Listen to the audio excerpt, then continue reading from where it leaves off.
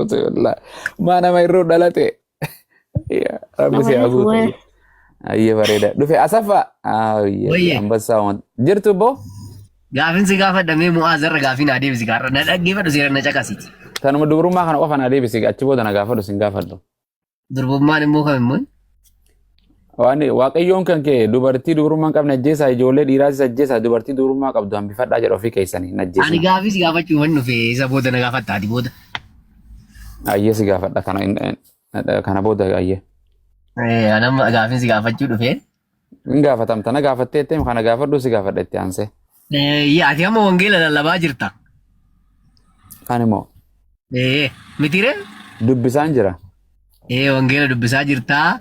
Seeree karaa sirriitti deebiteeti karaa duraatti deebite waan ta'eef gaafin kiyya asumarraa ka'a. Ayyee wangeela hin fudhatta eegaan wangeela lallabe wangeela narraa fudhatta. Gaafin kiyya ammaayi. Mm.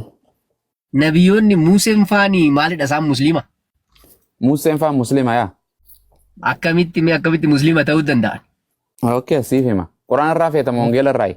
Iyesuus akka muslima ta'een sii kanna wangeela irraa. Qoy amma akkamatti amma quraan irraa feetama wangeela irraa osoo hin ta'ini? Musliima kan jedhu wangeela ragaa maleen sitti haasawa moo ani waan Wangeela ragaan irraa. feetamu waan ragaan hin feetu. wangeela irraa hin barbaada wangeela irraa. Maaliif? Afaani akkasi waan jedhe ayyee jechi tokkicha muslima jechi jedhu duroo sii galuu qabaa miti. Ayyee. Hiikoo isaa beekuu qabda amma asaffaan maqaa amaaraati moo maqaa oromoo dura Ana maaraati. goobas hiikoo qabu moo hin qabu Qaba. min maalatu nu ba'a oromanyaa. Lataa jechuu danda'ama. Okay. Goobas. Islaama jechuun afaan Oromooti moo afaan Oromooti moo afaan Ingiliffaati moo afaan Amaaraati moo Arabiffaa? Hin beeku isa. Akkas kana beekuun dirqaman ta'u waan hunda afaan tokko maqaan namni moggaafatee maquma tokko hundee afaan sanii maqaan sana isa amma fakkeenya Eelii lamaa sabaqtanii eeguu jedhu afaan Oromootii miti. Waaqayyoo koo jechuun ni kama jedhanii waraabbii keessii kaa'anii miti. Akkasuma Amaanu'eel jechuunis afaan Oromootii miti. Waraabbii keessa kaanii waaqayyoon nu wajjin jira jechuutti hiikama jedhan hiikoo jechaa miti. Argatte.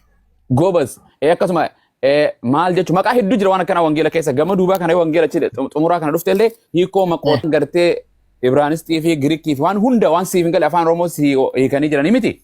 Tole walii gal. Islaama jechuun afaan Arabaati malee afaan Oromootii miti. Eeshi baay'ee gaarii. Afaan maaliiti? Afaan Arabaa. Goobas. Afaan Oromootitti Islaama jechuun yookaan Ingiliffatti Islaama jechuun yoo feete someone to submit to the will of God jechuudha. Waaqayyoof masakamuu yookaan waaqayyoof butamuu ajaja waaqayyoo raawwachuu yookaan fadhoo fi dhiisanii fadha waaqayyoo raawwachuu jechuudha afaan Oromootitti. Afaan Oromootti hoggaa hiikamu Islaam jechuudha. Baay'ee gaarii. Eessarraa dhufe? Afaan Arabaati jettee amma baradhe kaasirraan baradhe. Goobas kun waan bara akkuma maqaa kee ammaa saffaa jedhamu. Oromoo maqaan kun hundi asliin oriijinaalli kuni afaan Amaaraarraa ergisiifame. Afaan Oromootii miti. Walii gallee hundi maqummaan biyya lafaarra jiru kun afaan bakka irraa dhufe qaba. Hundeen isaa waan san maqaan hiikkoon sanii afaan harmee keetii afaan abbaa keetii sii galuu qaba. Ishi Islaama jechuun al-istislaamu lillah afaan Arabaarraa dhufe waaqayyoof ajajamuu waaqayyoof bitamuu fadha waaqayyoo raawwachuu fadha ofii dhiisanii waaqayyoo raawwachuu jechuudha. Kallattiidhaan si gaafadha. Yesuus Kiristoos fadha ofiin raawwatamoo fadha Islaama ta'uu naaf Islaama Yesuus akka Islaama ta'e Museen akka Islaama ta'e naaf dinaan hin jenne wangeela irraa. Yesuus hin gaafanne ani nabiyoonni. Ayyee ani siin jedhe Musee Yesuus mataan isaa akka Islaama ta'e wangeela irraa sii kan nu deema goobasi. Qoysa booda naa kennita amma anuma Musee fa'aa Yesuus hundi ani jala kanan deddeemin ergamoota Yesuusuma guddaa ati waaqeettu kana akka Islaama ta'e wangeela keessatti inni haa ta'u inni Islaama haa ta'u anis hin barbaanne. Ani nan barbaade Musee ergamoonni. Turan kun nabiyaatiin kuni. Waan jedhe. Waan siin jedhe. Waan siin jedhe. Kallattumaan si gaafachuu waan jedhe Yesuus didde waan Yesuus hin feetu. Dhiirtis ani ammas laa dhuftee Nabi Muhammad Abaabakrii miti barattoota isaatii miti Musee miti Abrahaamii miti waan aan jetta gartee wan quraana keetira nabi Muhammad kristaana kateen si kana naan jette Museen akan malee Muhammad akan jedhu naa kanniin sin jedha kristaanaan ta'a ati ammoo Yesuus waa'ee Yesuus kanniin jedha Gaafin dura gaafachuu keen qaba. dubbi addaati okay sin jedha hayyee islaama jechuun dura maaliin sin jedha yee waa'ee Musee dhayna bakka Natti himte waaqattuuf kennuu jette. laa siif hin galle waa afur hiikoo afur qoma shan qaba islaama jechuun afaan maaliitiin sin jedha afaan Oromooti Afaan Arabaatiin naan jette. afaan Oromootiin maal jechuudha Waaqayyoof waaqayyoof ajajamu waaqayyoof masakamu waaqayyo duuka fadha ofii dhiifanii waaqayyoof bitamu jechuudha. Okay, sin gaafadha. Museen fadha waaqayyoon raawwata moo fadha seexanaan raawwata? Museen fedha waaqayyoo raawwata. Ergamaa waaqayyoo. Islaama. Islaama bakka. Naa deebiste kaa. Aha, akkas taanaan maal immoo gaaffiinsi gaafadha kaa? Naa deebiste kaa gaafii na gaafatte amma irratti si dibe. Ay, gaaffiinsi gaafadha kaa akkas naan jennaan immoo. Gaafii na gaafatte na gaafatta hin gaafatta. Namni fadha ofii dhiisee fadha waaqayyoo raawwatu islaama jechuun hiikuma saniin siimani hiikoo islaama jechuutiin siime asaffaa hiikoo asaffaa jechuutiin siime. Wanta ati naan jechaa jirtu bar Mu'aaz wanta ati naan jechaa jirtu Museen saba Israa'el kanaa warra Yuudii kanaa biyya Gibxii keessaa baasee fidee gara biyya isaanii kakuun galametti akka gashu godhee kan isa guyyaa halkan isaan geggeessaa ture Museedha. Atamma kan naan jechaa jirtu bar Museen Musliima yeroo naan jettu warri Yuudii kuni dur Musliima turanii amma dhiisanii Yuudii ta'an naan jechaa jirta bar. Goobasi kee islaama jechuun hiikoon siime hiikoo oligala islaama jechuun Abrahaam islaama Museen islaama Iyesuus islaama islaama jechuun nama waan of fadha ofii dhiisee fadha waan waaqayyo raawwatu Iyesuus Kiristoosa ana fadha koo duukan bu'u jedha fadha isana ergee duukan bu'a namni fadha waaqayyo duuka bu'u islaama jechuun jechi hiikoo sanii ulaagaa eegas raawwatta hiikoon waan kana definishinni maalateen waan kana islaama jechuun nama waan waaqayyo raawwatu fadha waaqayyo raawwatu Musliimni nama waan san hordofu muslima jedhama. Nama waan san hordofu muslima jedhama. Amma sabni kun akkamitti har'a amantii san dhiisarri warri Museen isaan gaggeessaa dhufe kun. Gaafii sadii maaliin si deebise ammayyi. Jennaan kiyya deebise amma kaati kaan akkasii. An waan sin jedhu amma okay Abrahaam fadha. Kanaaf Museen muslima miti jechuudha. Muslima ka si amma si hin deebise amma si hin himne irraan si deebi'a. Islaama jechuun maal jechuun himi. Yoo namni tokko islaama jechuun amma namni kiristaanaa tokko. Akkaati naan jettetti ni sirriidha. Ani immoo saba inni keessaa bahetu jira. Saba fadha keessaa bahu. Nabi Muhammad saba Arabaa keessaa bahe. Jarri kaan Yihudoota keessaa ba'an. An Oromoo keessaa hin bahe. Ani na Islaama nama waaqayyoof bitamu ajaja waaqayyoo raawwatu. Jechuma. Digallee. So shayxaana duuka bu'u yoo naan jette malee Iyesuus fadha ofii duuka bu'a moo fadha waaqayyoo duuka bu'a? Fadha waaqayyoo duuka bu'a. Islaama jechuun bakka. Islaama. Islaama inni bakka. Kanumaan. Wangeela ati waan ati barbaaddu asirraa islaama jechuun hin hiikanii jiran islaama jechuun Yesuus Kiristoos itti fufee ani humna kootiin humaa gochuu hin danda'u jedha Maatiyus boqonnaa Yohaannis boqonnaa 3:30 irratti ani humna kootiin humaa gochuu hin danda'u jedha. Mu'aaz dogongortee dabar Mu'aaz amma. Islaama jechuun nama ilaa illallah Muhammad Rasulullah jedhetu islaama malee.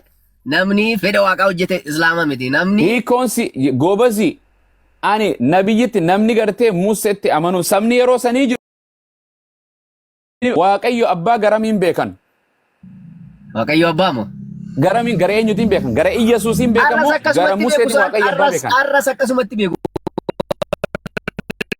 Musee wajjin turani arras maal isaan asaffa Yoo bara Musee keessa kan dhalattee bara san jiraattu taate beekuudhaaf gara eenyutiin beekte eenyu waaqayyo abbaa si barsiisa. Goshi gaafii gaarii na gaafatte gaafii bareeddu. Sabni suni arras jiru saba Ayuudi jedhamu. Sabni sun arras Musee kan beekan waaqas kan beekan waaqayyo abbaas kan beekani waaqa Abrahaam kan Isiyaaq kan Yaaqoob jedhanii beeku. Jarri kun kanaan alatti hin beekan arras. Akkaan siin jedhe bara akkasiin gaafiin kiyya siin galle fakkaata eenyu kiyya asaffa. Bara Musee keessa yoo kan jiraatu taate asaffaan waaqayyo abbaa kan jedhamu waaqayyo Abrahaam waaqayyo Isaaq kan jedhamu eenyurraa baratteeti eenyu barsiisaan keeti eenyu duuka buutee irraa beeyta waaqayyo tokkicha abbaa san. Hin beeku kaa Musee irraan baratu isaan Musee irraan jechuun gara Musee sabni yeroo sanii Musee irraa karaa Museetiin jireenya bara baraas harkatan karaa Museetiin waaqayyo tokkicha sana beekaniimi. Karaa wangeelaa beekan. Goobas barri gaafa sabni bara Abrahaam jiroo gara Museetiin waaqayyoo beekamoo gara Abrahaamiin. Abrahaam mataan isaa iyyuu waaqayyootti amanatee waaqayyoon argame inni isa dura. Goobasi waaqayyoon okay. Raajota gurguddaa fi xixiqqaa waaqayyoon biyya lafaa jarri kun Musee, Abrahaam, Salamoon, Daawit jarri kun hundi biyya lafaa jaarraa takka keessa turan moo jaarraa adda addaa keessa saba isaanii keessa turan? Jaarraa adda addaa keessa turan. Jarri jaarraa adda addaa ture kuni gartee jaarraa adda addaa ture kuni sabni yeroo adda addaa ture san bara Museedha waaqayyo beekuudhaaf karaa Abrahaamiin beekamoo karaa Museetiin beekan. Karaa wangeela beeku malee maali? Museen geggeessadha bar. Abrahaamis geggeessadha. Okay, Abrahaam wangeela kana barsiisu ture? Naata maal barsiise reebbo? 66 akkana qabatee barsiisu ture deddeemee lallabuu ture? Lakkii jechuun akkasatoo hin taane bari. Okay, waan si gaafatu ani wallahi ani jechuun mana barumsaa nama deemta. Ani waan hin jechuun kun siif hin galle afaan biraa kamiin si godha. Waan siin jedhe Abrahaam saba isaa keessaa maal godhuu ture? Saba isaa keessaa moo? Saba isaa keessa yeroo jiraatu san maal godhaa ture? Waaqayyoolii tolfamaatti amanaa ture. Warra waaqayyoolii tolfamaatti amananii xaa'oota warra amanatan keessa ture Abrahaam dura. Aboo waan siin jedhe maal keessa ture? Abrahaam saba isaa keessatti maal godhaa tureen siin jedhe goobasi. Hojiin isaa maal ture? Saba isaa keessatti moo? Maal raawwachaa ture? Hojii waaqayyoo maal raawwachaa ture? Waaqayyoof ajajamuu, waaqayyoof abboomamuu. Ilmaan isaatiif maatii isaatiif saba isaatiif maal godhuu ture?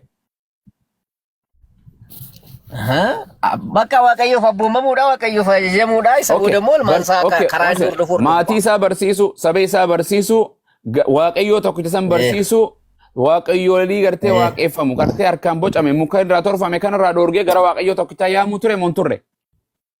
Ture. Museenoo akkanuma ture moo hin turre? Museenis akkasuma ture. Yesuus Kiristoos gaafa dhufe biyya lafaa warra akka hoolotaa badan waaqayyoolii tolfamaarraa wal ajjeesurraa eenyurraa gara waaqayyoo tokkichaa gara abbaatitti gartee na hordofa karaanis ana jireenyis ana jedhee gara waaqayyooti yaamaa ture moo hin turre Yesuus? Waa miirasii fayyisuuf dhufe inni immoo waan fedhe haa taatu abbaa bira fayyisuudhaafis karatti yaamuudhaafis hamtuurraa dhooguudhaafis akka isa duuka bu'anis akka waaqayyo abbaa beekan Yesuus godhuu ture moo hin turre? Ture sirrii. Fadha ofii duuka bu'eeti gartee uummata kana yaamuu ture moo itti lallabuu ture moo fadha waaqayyoo duuka ajajameeti? Fedha waaqayyoo. Allaqee islaama jechuun kan namni fadha waaqayyoo raawwatu dhume fadha waaqayyoo raawwachuu ture. Obas. Akkasin deebiste. Asanfaa laata ohim laata. Hallelujah. Akka isa. Baruu jedhe. Ana qomalchite gurbaa. Egaa. Hundi isaanii muslima qabaas. Akkasi walla atillee muslima bar namni hundi islaamummaa dhalatan waaqayyoof ajajamaa ta'e namni dhalata. Ati seexanaaf ajajamta islaama jedhama ammoo hojii ati waan islaamummaan sirraa barbaachisan hin raawwattu. Kana jechuun amma fakkeenyaaf abiyyiin muummee ministeeraati jedheetiin amana. Abiyyi biyya faranjii jira abiyyi seeraa biyyi jala hin deemu. Walii gallee? Okay, mallas biyya lafaarra hin jiru muummee ministeeraa jettee amanta moo amantu? Kanaafuu amma waaqayyoof ajajamuun muslima nama taasisaa jechuudha. Yes, absolutely. Absolutely. Hiikoo waan sanii si dubbadde. Namni tokko mana barumsaa galmaa'ee barataa ta'ee dhaqa. Barataan jedhamu mana barumsaa tokko mana barumsaa gartee maqaan isaa magartuu haa jedhu dheeyxeef if galmeessee yuunifoormii sii kan yoo galmoogte barataa mana kana barumsaa jedhamta moo jedhamtu? Yoo dheeyxee yoo baranne yoo? Jedhamu. Ammoo barataa mana barumsaa dhaquma jirta barata jedhamta ammoo barattu jechuudha. Gartee islaama jedhamta hiikoonis muslima jedhama namni fadha waaqayyoo raawwatu ammoo seera ulaagaa san hin hordoftu jechuudha. Jireenya bara baraa maa argata maqaa qofaan bu'aan qabdu. Amantiin gartee bu'aa amantiin gartee yaani maqaa qofa bu'aan qabdu hojiidhaa fi ogummaa fi dalagaa sirraa barbaachisanii jechuudha. Waa'ee dubrummaa sanii naa deebii bakka kanarratti siraa xumuraanis qursiin na biraa geesse ganama obboroodha Ameerikaayii. Dubartii dubrummaan qabne ajjeesaa ta dubrummaa qabdu hambifadhaa jedha waaqayyo Museen hambifadhu jedhan maaliif? Lagge kuni seera laal seera Museen uummata seera kan okay jechuun beeke seera kana waaqayyootu baase Okay. Museen dubbii waaqayyoo barsiisa moo dubbii isaa barsiisa? Koy kana dhaggeeffadhu kaayi. Na dhaggeeffadhu dura. Ishee. Ayyee. Museen jechin waaqayyo irraa fudhatee barreessee hin jira. Kan inni immoo uummanni sun akka ittiin bulaniif seera baase ofiisaati seera baase immoo hin jira Museen. Oh, kanaafuu Museen fadha ofii duuka fadha seera ofii baafate malee seera waaqayyooti miti jechuudha. Lakki yeroo waaqayyo tajaajilu sagalee waaqayyo irraa fudhatee Okay, bakkee kana yoo ta'u bulchu sana immoo fakkeenyaaf ammaati. Koy gaafin si gaafadha. Gaafi. Seerri biyyattii kanaan jiraami biyyattiin bulti. San seera namaati seera waaqayyooti miti. Seera namaati. Gandi hundi ishee akka naannoo isaaniitti seera immoo seera ofii isaaniitti. Oromoon saada qabdi seera qabdi bulmaata qabdi. Maatiin seera hin qabdu mataan ishee maatiin seera Hin qabdi. qabdi mana koo keessa seeraan maatii hin qabanu. Bakka seera akkasitti. San seera waaqayyooti miti san seera waaqayyooti seera kan kooti malee seera waaqayyooti. Kuni waan asirra caafame seera namaati moo seera waaqayyooti? Maal taatee Mu'az Maal taane? seerichi kan ija balleessa ijji habatu kan jedhu bara seera Museeti. Museetu Waaqayyoo jedhe isaatu kan jedhe dubbii san seera Museeti moo seera waaqayyooti ree? lakki seerichi kan seera kan baase Museedha uummanni akka ittiin bulaniif. Museen dubbii waaqayyoo barsiise moo dubbii isaa barsiise? Waaqayyoo barsiise. Waan asirra caafame kun hundinuu waan asirra caafame waan margaa qabu kun matsaafni kun guutuutti muluu bamuluu sagalee waaqayyooti moo sagalee namaati? Na siime bara Mu'az. Na deebise kaamera ammas hanqas na Wangeelli deebise. sagalee waaqayyooti ilaal. Wangeelli sagalee waaqayyooti. Okay, Seerri sagalee amma okay waan asirra caafameen jedhe waan asirra dubbisu jiru kun amma asirra jiru kun asirra kitaaba madammar adeellam yookaan kitaaba jawaarii miti. Waan jedhe waan ida'amaa miti sagalee waaqayyooti seera uumamaarraa gartee hanqa gartee mul'atu dhuma ila gaditti sagalee waaqayyooti himanta. Waan asirra ani dubbisu kun sagalee waaqayyooti moo sagalee namaati? sagalee waaqayyoo jechuun kan waaqirraa dhufe bara. Museen ergamaa waaqayyooti. Ergamaan waaqayyoo dubbii waaqayyoo barsiisa moo dubbii ofii barsiisa? Museenii laali na dhaggeeffadhu seeraan barachuu barbaadde. Museen sagalee waaqayyoo dhaga'ee waaqayyoo irraa fudhatee Goobas. bakka itti geggeessu jira. Okay. Uummata barsiisu sana immoo wanta xixiqqaa akka amma jennee kana immoo ofii isaatiifis seera baasee akka ittiin bulan kan gochaa ture jirutu jira. Seerri amma fakkeenyaaf macaafni seera uumamaa seera keessa deebi'ii seera kan jedhamu kun seerota Dubbii waaqayyooti miti jechuudha. Seerri kun seera waaqayyooti miti jechuudha seera namaati. Lakki bokkas hin jenneeni. Takka anatti maqaa seera Museeti malee seera waaqaa miti naan jedhi. Lakki macaafni isa. Museen seera waaqayyootiin bulchuu ture moo seera ofii caaffateen bulchuu ture? Koy Museetu barreessee miti. Museen musliima hin jenne ati maal? Ansa siin hin jenne akka wangeela keetii Museen musliima quraana keessatti illee waan jedhe ankaniin amanuuf kanaaf Museen raajii barsiisaa gartee seera waaqayyoo barsiisa malee seera namaati miti. Abiyyiin seera gartee namni bocate seera ilmi namaa maan meelloo sanii bartee biyyi takka seera namaatiin addunyaan irra bulu jirti. Wangeelli seera waaqayyooti jettee amanta. Waanni seera keessa deebii seera ba'u seera jedhu kun hundi seera waaqayyooti moo abboomo seera kan koo hundumaa eegaa jedha. Wangeela keessatti illee Yesuus illeen Maatiyos keessatti illee warra gartee Faarisootaa fi Saaduqoota dubbii isaaniin fudhatina waan isaan barsiisan abboota seeraa san hunduma seera barsiisan hundi fudhadhaa jedhe dubbii waaqayyo waan dhugaa barsiisan. Waan jedhe seerri Musee kun seera waaqayyooti moo seera namaati? Waaqayyo isa guddicha waan hin tuqneef. Amma waa'een seeraa siin galle waa'ee seericha waan hin tuqneef. Amma boqonnaa tokko dubbisa. Akka jedhu Yesuus Kiristoos Maatiyos 5:17 ani seera raajoota asiin dura diiguudhaaf hin dhufne jedhe. Seeruma sana akka itti raawwatamu akka gajjabeeffamee itti dalagamuuf hin dhufe jedha. Seerri Museedhaa seera gartee seera waaqaati moo seera namaati? Seera waaqayyooti. Goobas kanaafuu ayyee seera kana dubbisin akka jedhu ammaas ijoollee keessaa dhiira kan ta'an hundumaa ajjeesaa jedha. Ajjeesaa eenyutu kana dubbate? Dubartoota warra dhiira wajjin ciisanii beekan hundumaas ajjeesaa. Quraana akkanatti jira moo wangeela akkanatti jira? Jedhime itti Ittiin deebi'a. Amma ijoollee keessaa dhiira kan ta'e ajjeesa. Fadhu Museen haa jedhu fadhu Waaqayyo haa jedhu. Dubartoota warra dhiira